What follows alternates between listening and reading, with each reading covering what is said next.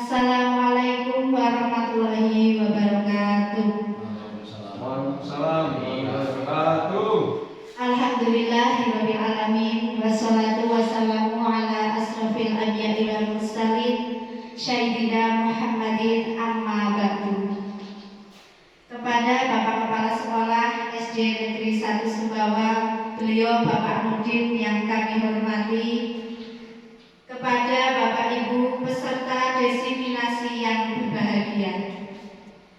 Alhamdulillah kita panjatkan puja dan puji syukur kehadirat Allah Subhanahu wa taala yang telah memberikan kesempatan kepada kita sehingga kita dapat mengikuti acara desiminasi pemahaman budaya positif di sekolah dalam rangka memenuhi tugas program pendidikan guru penggerak angkatan 10 bersama saya Puji Rahayu, guru penggerak angkatan 10 Kabupaten Banjarnegara.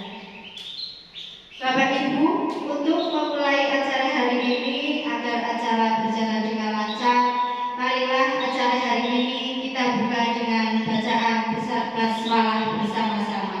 Bismillahirrahmanirrahim. Semoga dalam bacaan basmalah acara hari ini dapat berjalan dengan lancar. Untuk acara yang selanjutnya adalah sambutan Bapak Kepala Sekolah SD Negeri 1 Sumbawa kepada beliau Bapak Nurdin. Waktu dan tempat kami persilahkan.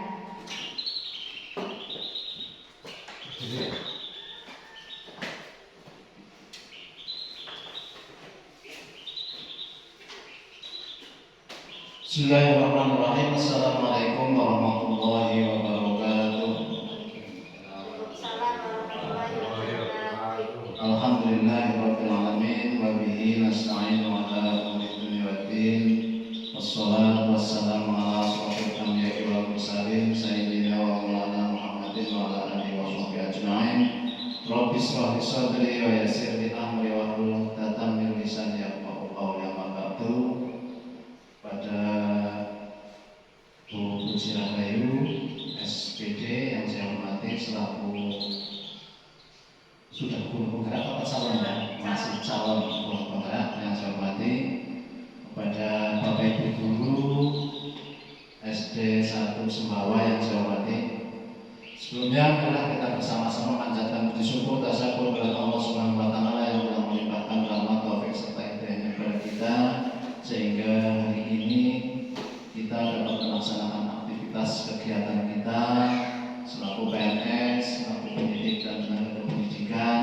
Salah satunya hari ini kita ada momen kegiatan desiminasi budaya positif di sekolah dalam rangka program pendidikan guru penggerak Ibu Puji Rahayu. Nah, ini sangat positif sekali kegiatan hari ini.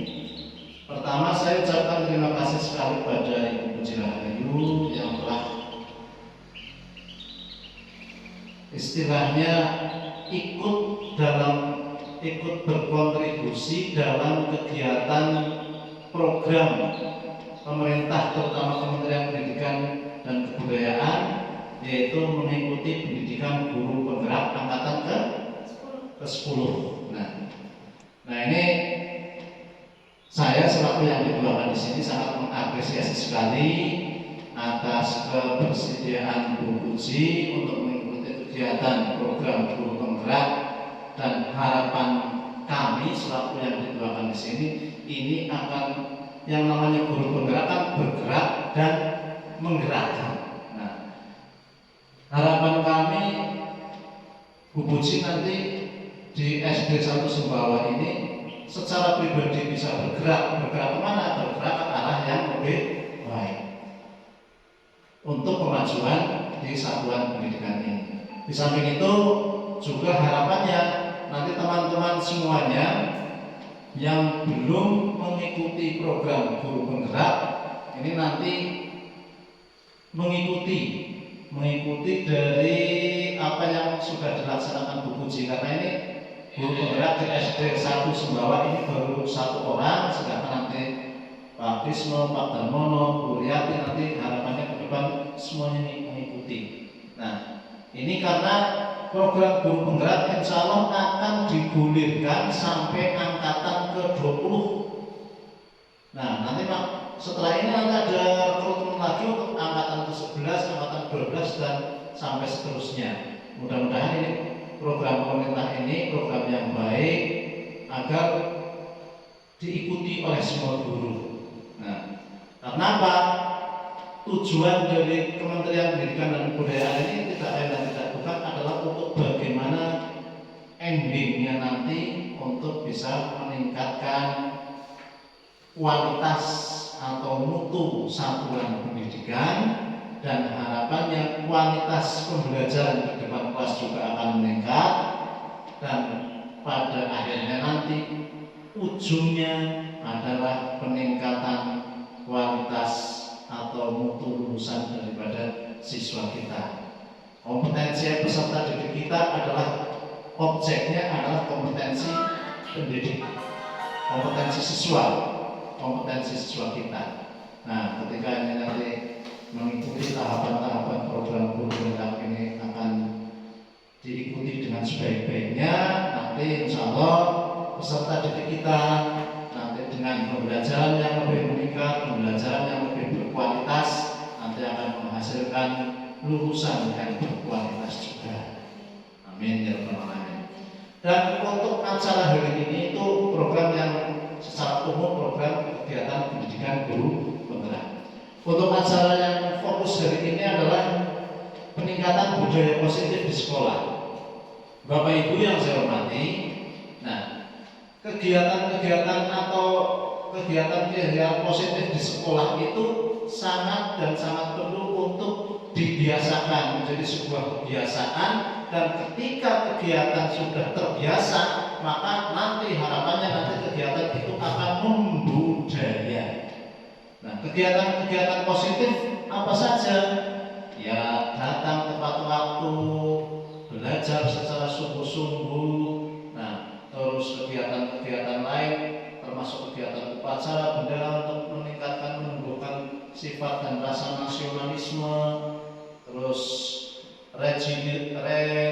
religiositas juga perlu ditingkatkan, membaca Quran setiap hari sebelum pembelajaran dimulai dan sebagainya. Ini adalah kegiatan-kegiatan yang positif. Nah, kegiatan-kegiatan positif itu harapannya akan menjadi budaya di sekolah. Ketika sudah menjadi budaya, insya Allah hilangnya akan susah. Kalau sudah menjadi budaya itu nanti akan, walaupun tidak dibimbing oleh bapak dan ibu guru, nanti anak-anak itu sudah terbiasa. Tidak diperintah pun anak-anak sudah bisa melaksanakan. Karena ini sudah bisa menjadi sebuah budaya. Nah, untuk sampai ke arah itu, nah ini tugas dari bapak ibu semuanya untuk bisa membuat bagaimana nanti budaya-budaya positif apa saja yang nanti akan diterapkan oleh Guru Cirahayu untuk meningkatkan kualitas atau mutu pendidikan di SD 1 Asinan nanti akan dipaparkan. Tapi harapannya apapun budaya yang baik, apapun kegiatan yang baik itu bisa dibiasakan, dan pada gilirannya nanti akan dibudayakan, akan menjadi sebuah budaya, sehingga ketika sudah budaya ini nanti endingnya karakter-karakter peserta didik kita itu akan kita tumbuh kembangkan. Peserta didik setelah tamat sekolah dasar minimal itu mempunyai karakter-karakter yang sudah terbekali, sudah membudaya pada waktu di tataran atau jenjang sekolah dasar. Itu harapannya Bapak Ibu. Ini sebagai sambutan saja, nah mungkin secara detail, secara teknis tentang budaya baik apa saja yang akan dikembangkan di SD 1 Sembawa ini nanti secara konkret akan didiseminasikan atau ditularkan atau disosialisasikan kepada kita semuanya. Oleh karena itu marilah kita ikuti dengan baik kegiatan ini apa dan bagaimana nanti yang akan dikembangkan oleh Bu Cirahayu dalam kegiatan pendidikan guru penggerak. Dan yang terakhir, semoga kita doakan, kita dorong motivasi teman kita Putu Jahayu dalam melaksanakan pendidikan guru penggerak ini dapat mengikuti dengan sebaik-baiknya dan pada gilirannya nanti dapat lulus sebagai guru penggerak dan mendapat sertifikat guru penggerak. Sertifikat guru penggerak ini sekarang sedang menjadi sebuah persyaratan untuk jenjang karir Bapak Ibu semuanya. Kalau nanti ada rekrutmen kepala sekolah, salah satu syaratnya adalah sertifikat guru penggerak. Yang sudah jadi kepala sekolah kalau tidak punya sertifikat guru penggerak sudah mentok, tidak mungkin akan karirnya akan naik jadi pengawas atau jadi PNF. Ini nanti jenjang-jenjang itu nanti dikhususkan untuk guru-guru penggerak. Oleh karena itu sekali lagi kepada teman-teman semuanya yang masih muda, masih jangkauannya itu masih panjang, silakan program-program pemerintah terutama dalam hal ini kan kegiatan Merdeka Belajar diantaranya program pendidikan guru penggerak agar diikuti dengan sebaik-baiknya dan yang belum daftar untuk tahap berikutnya berarti periode atau angkatan ke-11 nanti untuk bisa daftar dan diikuti dengan baik dan nanti Putu Jahayu ini sudah bisa menjadi mentor untuk teman-teman di SD 1 Sumbawa. Demikian Bapak Ibu merupakan sambutan dari saya yang merupakan ketua di sini. Sekali lagi saya hanya memberikan motivasi, mendorong agar teman-teman itu jenjang karirnya selalu meningkat dan kegiatan-kegiatan khususnya untuk peningkatan untuk pendidikan di SD kita dapat terlaksana dengan baik. Kurang lebih mohon maaf. Saya kira Assalamualaikum warahmatullahi wabarakatuh. Waalaikumsalam warahmatullahi wabarakatuh.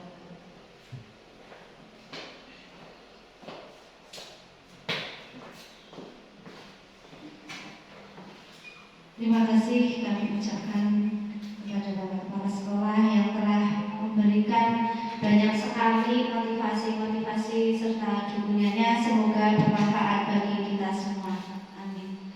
Acara yang selanjutnya adalah pemaparan diseminasi pemahaman budaya positif di sekolah. Pada kesempatan kali ini kami akan membawakan 6 topik dalam budaya positif di sini. Sebelum pemaparan kita mulai, di sini saya akan mengisi untuk SBG sebentar nih Bapak Ibu, biar kita itu tambah semangat lagi. Coba nanti untuk menirukan semua apa kata-kata saya, nggih? Sudah siap Bapak Ibu? Sudah siap ya? Coba sekarang saya akan bilang dulu, nanti jenengan semua menirukan, nggih? Botol, bola, bola. Coba. Botol, bola. Masih belum semangat, nggih? 1, 2, 3. Botol, bola. Coba Pak Kesno. Botol, bola.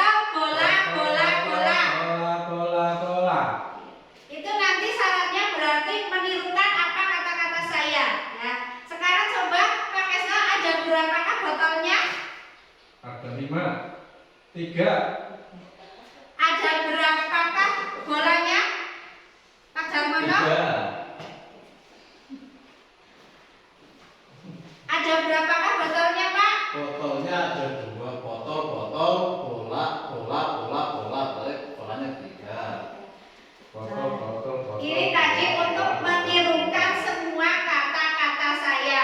Tadi kan saya botol, bola. Berapakah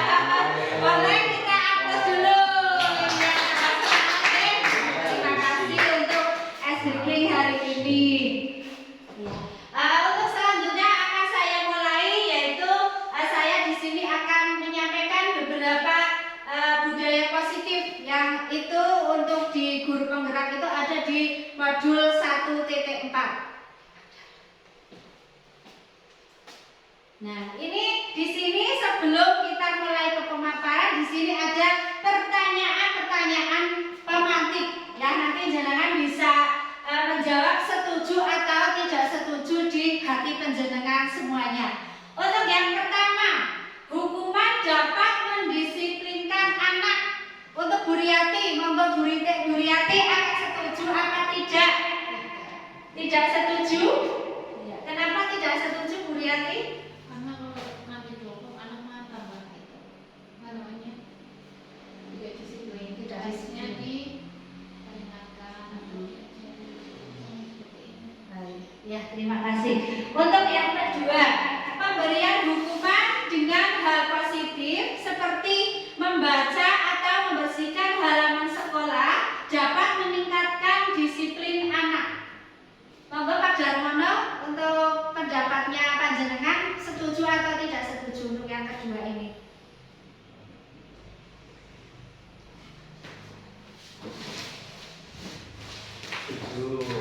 Oke, ya ini sangat-sangat baik sekali deh, ini setuju. Untuk yang ketiga, memberi penghargaan dapat meningkatkan motivasi belajar anak. Monggo Pak Nudin untuk yang ketiga pertanyaan matematika setuju atau tidak setuju, nggih? Setuju. Penghargaan dapat meningkatkan, ya namanya kita mensikapi anak kan ada reward dan punishment, ada hukuman dan ada penghargaan. Ketika kurang disiplin, anaknya harus mendapat punishment atau hukuman. Ketika mereka disiplin, mereka bagus sesuai dengan harapan kita, ya kita berikan penghargaan atau reward. Nah, penghargaan itu menurut saya dapat meningkatkan motivasi belajar anak. Oke, terima kasih Pak. Untuk selanjutnya,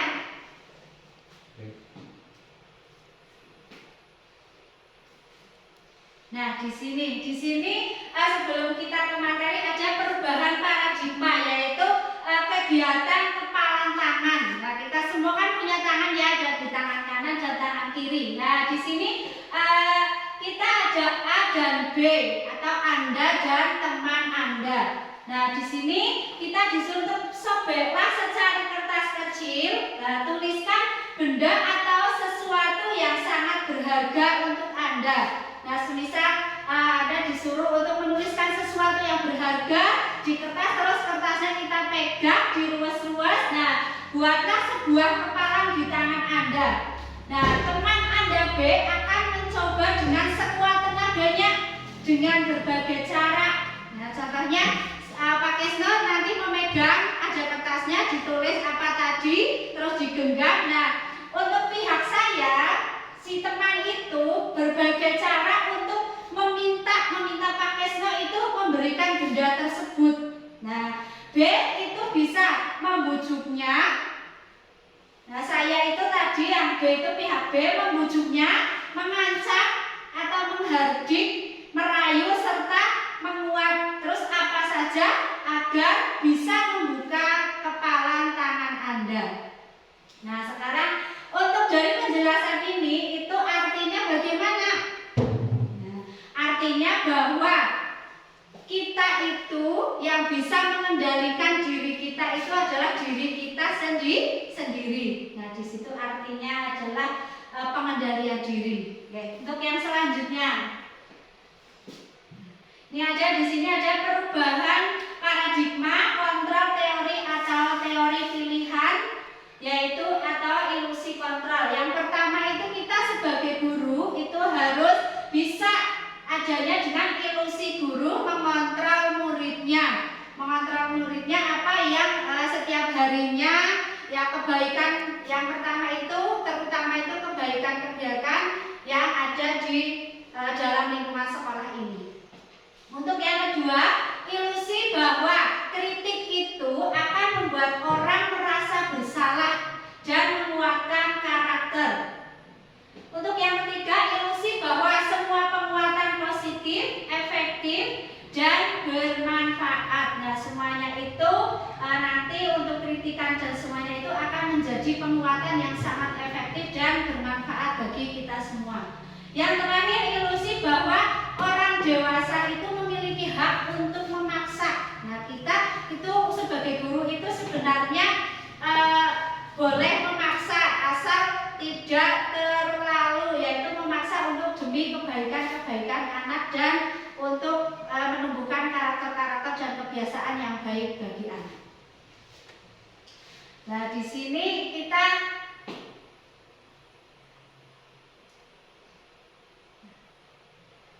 ya ini.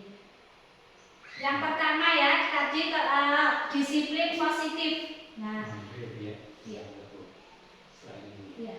Nah, ini perubahan paradigma stimulus respon teori kontrol atau teori pilihan. Siapa yang sesungguhnya itu memiliki kontrol? Nah, di sini ada dua, yaitu stimulus respon dan teori kontrol pilihan. Untuk stimulus respon di sini kita mencoba mengubah orang agar berpandangan sama dengan kita.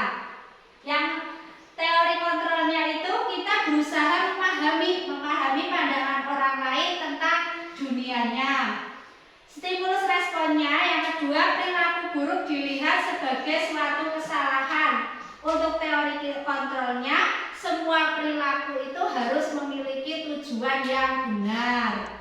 Tapi kalau tujuan yang salah, kita harus selalu mengingatkan dan mengontrolnya. Untuk yang ketiga, orang lain bisa mengontrol saya. Nah, orang lain bisa mengontrol saya, maksudnya siapa saja bisa mengontrol, saling kontrol-mengontrol ya.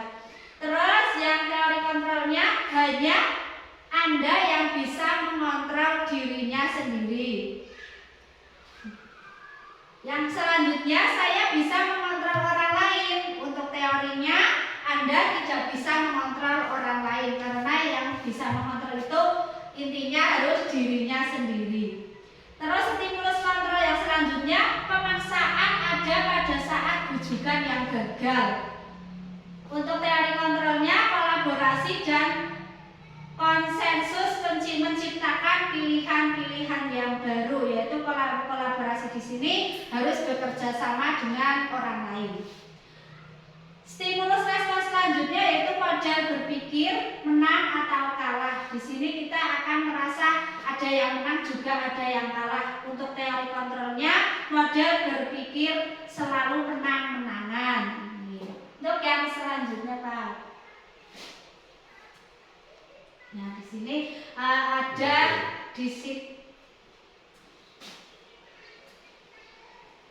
disiplin positif, yaitu ada teori atau pilihan dari William Glasser. Nah, di sini Anda itu bisa mengontrol orang lain, hanya Anda yang bisa mengontrol orang lain.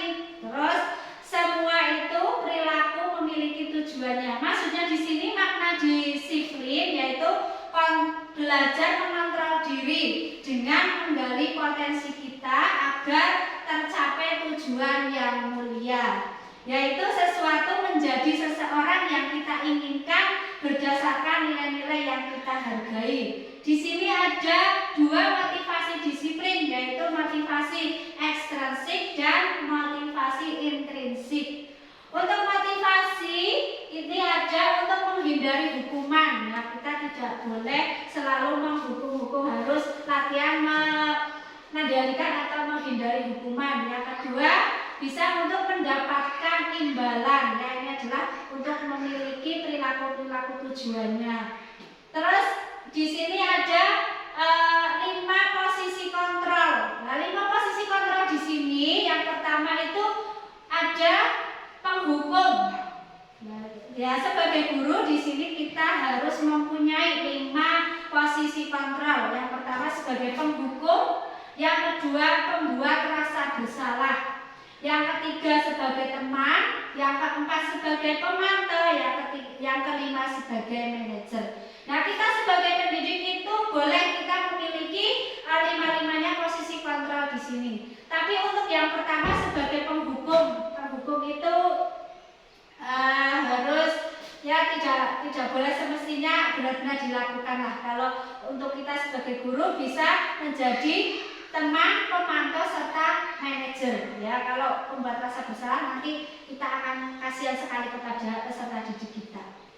Nah, terus yang selanjutnya itu ada di sini nanti tercantum segitiga restitusi. Permasalahan-permasalahan atau disiplin positif di sini kita bisa karena adanya permasalahan kita dapat menggunakannya dengan menyelesaikannya dengan segitiga restitusi. Nah, segitiga restitusi di sini kita punya 3 bahasan, yaitu yang pertama menstabilkan identitas. kelas, di mana nanti semisal peserta didik kita semisal kelas 1, kelas 2, kelas 3 mungkin itu karena masih kelas rendah biasa ada permasalahan makan di kelas atau ngantuk atau rebutan buku, rebutan perwarna dan sebagainya.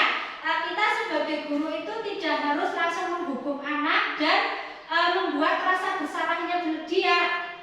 Nah, kita harus selesaikan masalah ini dengan menstabilkan identitas, memvalidasi kebutuhannya. Kenapa anak contohnya kok makan di kelas, kenapa kok tadi rebutan pensil warna, terus juga menanyakan keyakinan-keyakinan yang sudah disepakati di dalam kelas. Untuk keyakinan ini juga termasuk peraturan-peraturan yang ada di kelas. Untuk yang kelima itu ada 5 kebutuhan, realitas kebutuhan. Nah, kebutuhan kita itu berbeda-beda. Kita berusaha memahami pandangan orang lain tentang dunia. Setiap orang memiliki gambaran yang berbeda-beda. Nah, 5 kebutuhan dasar manusia di sini yaitu yang pertama bertahan hidup. Kita mestinya harus bertahan hidup demi kesinambungannya. Untuk yang kedua penguasaan. Yang ketiga kasih sayang dan rasa diterima. Untuk yang keempat kesenangan dan yang kelima itu adalah kebebasan. Untuk kebebasan ini adalah kebebasan memilih yang jalan yang terbaik. Nah, terus di sini apakah makna disiplin itu? Nah, kita harus tahu disiplin itu berasal dari kata Latin yang discipline, yang artinya itu belajar. Makna asal dari kata ini berkonotasi dengan disiplin diri dari murid-murid Sokrates atau Plato. Yang ketiga itu disiplin itu membuat orang menggali potensinya menuju sebuah tujuan apa yang dia hargai. Namun dalam budaya kita itu makna disiplin telah berubah menjadi sesuatu yang dilakukan seseorang pada orang lain untuk mendapatkan kepatuhannya. Cenderung umum adalah menghubungkan kata disiplin dengan ketidaknyamanan karena bukan apa yang kita hargai atau pencapaian suatu yang tujuan yang mulia.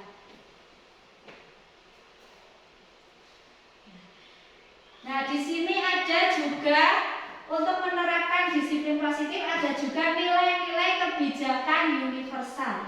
Kebijakan universal di sini adalah sifat positif manusia yang merupakan tujuan mulia yang ingin dicapai setiap individu. Nah, di sini ada nilai-nilai tersebut bersifat universal dan lintas bahasa, suku bangsa, agama ataupun latar belakang. Setiap perilaku perbuatan memiliki suatu tujuan, yaitu teori dari William Glasser pada teori kontrol tahun 1984.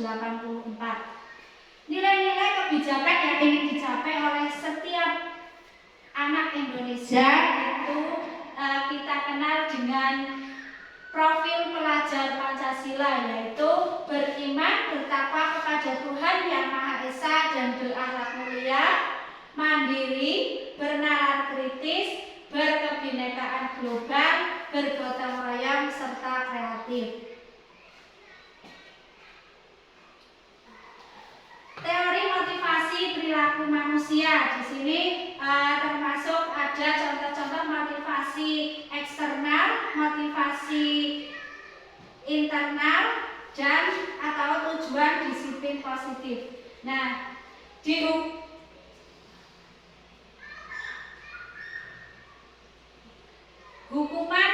dihukum oleh penghargaan ini.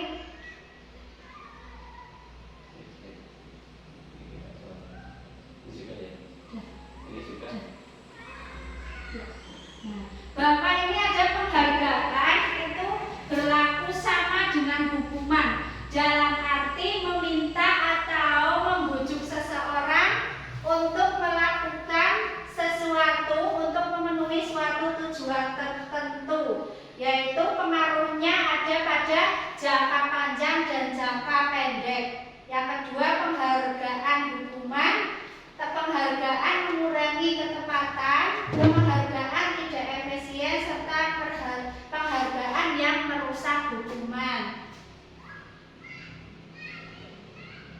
dihukum oleh penghargaan. Nah, di sini penghargaan akan nantinya menurunkan kualitas. Yang kedua, penghargaan akan mematikan kreativitas dan penghargaan akan mengurangi motivasi intrinsik.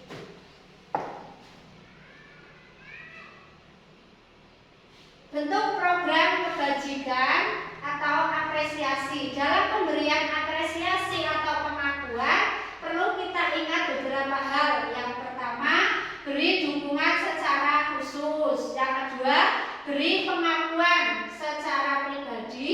Beri pengakuan kepada semua murid atau bergantian. Beri pengakuan secara konsisten dan fokus pada proses. Contoh-contoh pengakuan atau apresiasi kebajikan. Untuk pembuka yang pertama, kemarin saya perhatikan.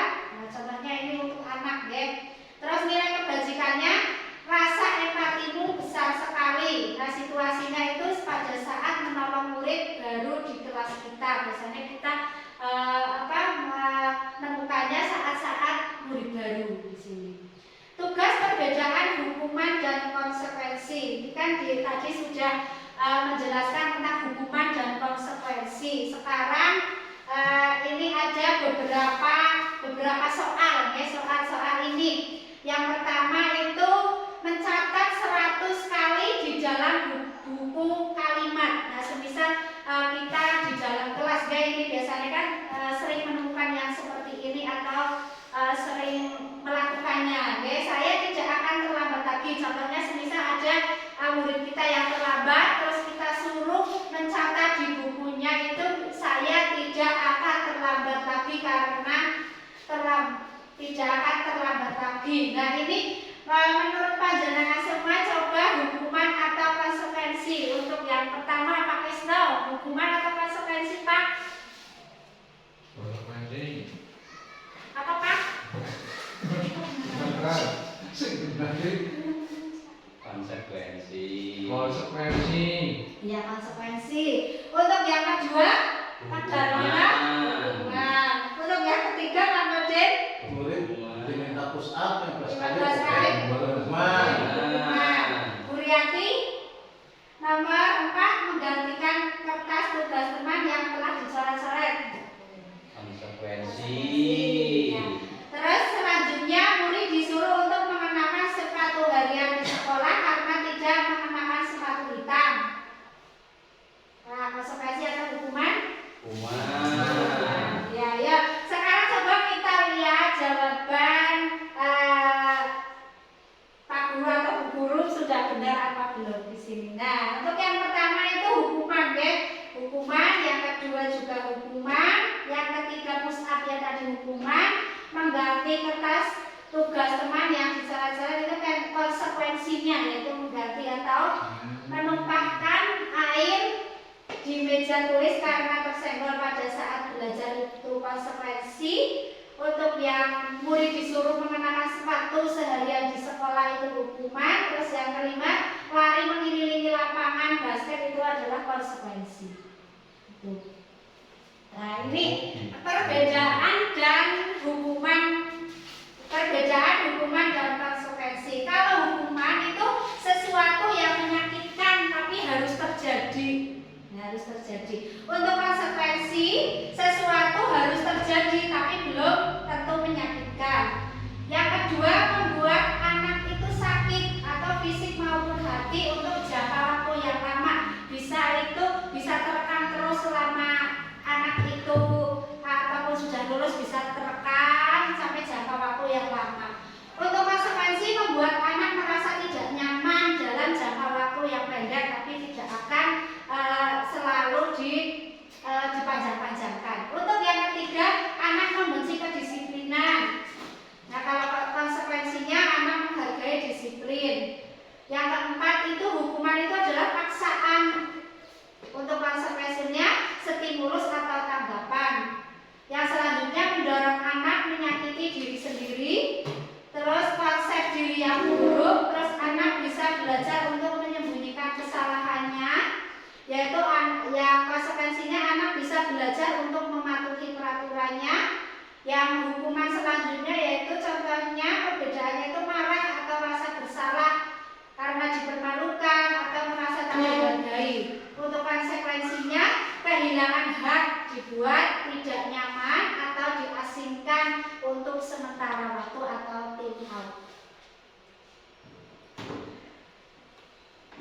Di sini ada identitas yang gagal, yaitu tentang hukuman, dan identitas yang sukses tentang disiplin atau konsekuensi serta restitusinya.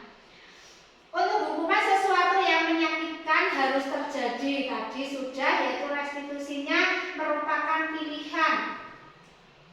Untuk tidak nyaman untuk murid itu, restitusinya menguatkan untuk murid atau dalam jangka waktu yang panjang. Yang selanjutnya adalah murid atau anak mendapatkan penguatan, yaitu penguatan tentang tadi konsekuensinya. Untuk yang selanjutnya adalah peraturan adalah kamu harus hukumannya, kalau nakal harus membersihkan halaman atau dan seterusnya. Nah, ini konsekuensinya ada peraturannya, mampukah kamu melakukannya? Terima kasih. Untuk restitusi, apa yang kamu yakini, apa yang bisa kamu lakukan untuk memperbaiki masalah ini. Itu adalah hukuman yang negatif, konsekuensi netral, serta restitusi yang positif. Apa sih itu sebenarnya restitusi? Nah, restitusi di sini adalah proses menciptakan kondisi bagi murid untuk memperbaiki kesalahan mereka. Nah, sehingga mereka bisa kembali pada kelompok mereka dengan karakter yang lebih kuat. Restitusi juga merupakan proses kolaboratif atau kerjasama yang mengajarkan murid untuk mencari solusi untuk masalah mereka dan membantu murid berpikir tentang orang seperti apa yang mereka ingin menjadi atau tujuan mulianya, dan bagaimana mereka harus memperlakukan orang lain. Ada 9 ciri-ciri restitusi. Yang pertama itu bukan untuk menebus kesalahan, bukan untuk menebus kesalahan, namun untuk belajar dari kesalahan-kesalahan. Yang kedua, memperbaiki hubungan.